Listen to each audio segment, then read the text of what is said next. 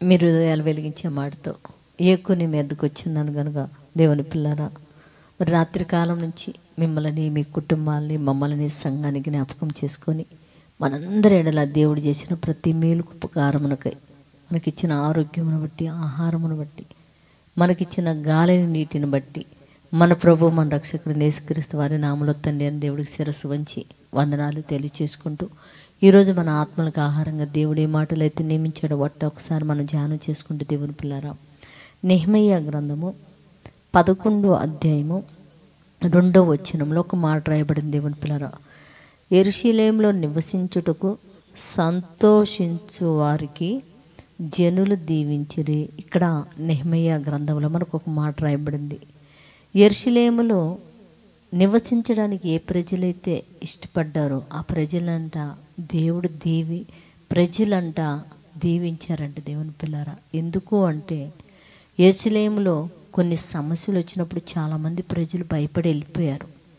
కానీ కొంతమంది అంట మేము ఇక్కడ ఉంటాము, నివసిస్తాము అని ఎప్పుడైతే ఆ మాట అన్నారో వాళ్ళంట ప్రజలందరూ వారినంట దీవించారంట. మనం కూడా చూడండి, లోకంలోంచి ఒక వ్యక్తి తప్పించుకొని సంఘంలోకి వచ్చినప్పుడు ఆ వ్యక్తిని హక్కును చేర్చుకొని అందరం ప్రేమిస్తాం, అందరం దీవిస్తాం, అందరం ఆశీర్వదిస్తాం. ఎందుకు? ఒక భయంకరమైన ప్రమాదాన్ని తప్పించుకొని సంఘంలోకి ఒక బిడ్డ వచ్చిందని మనం ఆ బిడ్డను బట్టి దీవిస్తాము.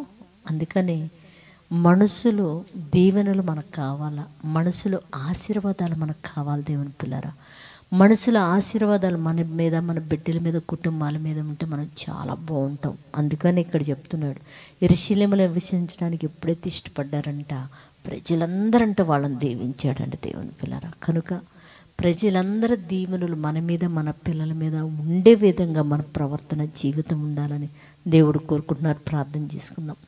పరిశుద్ధుడా, జీవము కలిగిన మా పరలోకపు తండ్రి, నయనాని కృప కలిగిన నామానికి వందనాలు తండ్రి. మా చుట్టుపక్కల ఉన్నవారు, మా పొరుగువారు నా తండ్రి నైనా, మా బంధువులు, మా స్నేహితులు, అలాగనే మా ప్రాంతంలో ఉన్న వారందరూ కూడా తండ్రి వారి దీవెనలు మా బిడ్డల మీద, మా మీద ఉండినట్లు తండ్రి మేము అలా బ్రతకడానికి, అందరి ఎడల అలా దయగలిగి ఉండటానికి కృప చూపమని తండ్రి బ్రతిమలాడుకుంటూ, వారందరికంటే కూడా నీ దీవెనలు మా మీద, ఇదిగో నీ సహోదరుని ప్రేమిస్తే నన్ను ప్రేమిస్తున్నట్టే అని చెప్తున్నావు నైనా. నీ దీవెనలు కూడా మా మీద, మా కుటుంబాల మీద ఉండినట్లు సహాయం చేయమని అడుగుతున్నాయినా. ఎవరైతేనైనా ఇదిగో నా తండ్రి గంజాయికినైనా, గుట్టకాలకి, సిగరెట్లకి అలవాటు అయినైనా, ఎంతమంది అయితే కుటుంబంలో వారికి అనారోగ్యం కోల్పోయి కుటుంబాలు బాధపడుతున్నారో అట్టి బిడ్డల ఆ వ్యసనాల నుంచి విడుదల ఉన్నట్లు కృప చూపి సహాయం చేసి మీరు మహిమ పొందమని మా రక్షకుడు నీ కుమారుడు యేసయ్య పరిశుద్ధ నామములో ప్రార్థన అడుగుతున్నాము తండ్రి, ఆమేన్. మీ అందరికీ నా హృదయపూర్వక వందనములు, ధన్యవాదాలు.